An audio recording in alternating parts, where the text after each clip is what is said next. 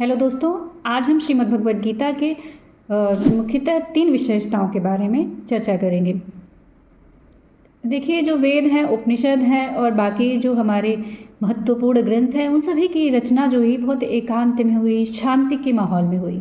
लेकिन गीता की रचना की जब हम बात करते हैं तो चारों तरफ युद्ध का माहौल होता है, दुख होता है, क्रोध होता है और सबके मन में दुविधा होती है, क्योंकि सभी रिश्तेदार जो होते हैं सब आमने सामने होते हैं, सभी घर के ही लोग होते हैं। तो उस समय विपरीत परिस्थिति में गीता के ज्ञान का उदय होता है।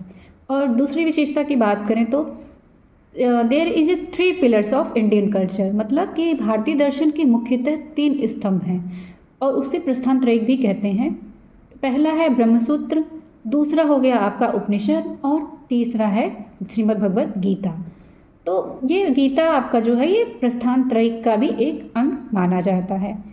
और तीसरी विशेषता मैं आपको इसकी बताऊं कि गीता के दूसरे अध्याय के 20वें श्लोक को अगर ध्यान देते हैं तो उसमें है न जायते मृते व कदाचिन्नाय भूत्वा भविता वा न भूय अजो नित्यः शाश्वतो अयम पुराणो न हन्यते हन्यमाने शरीरे।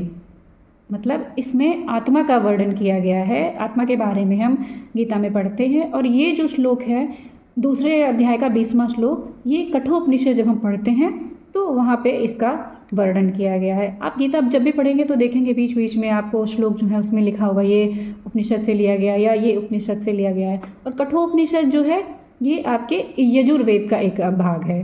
तो देखिए, पहले वेद फिर उपनिषद, उसके बाद उपनिषद में जो जो श्लोक आए उसमें से कुछ गीता में भी हैं। तो गीता के जो श्लोक हैं कुछ, तो वो उपनिषद के भाग हैं। तो ये थी 3 विशेषताएं। बाकी की अगले वीडियो में, तब तक के लिए थैंक यू, नमस्ते।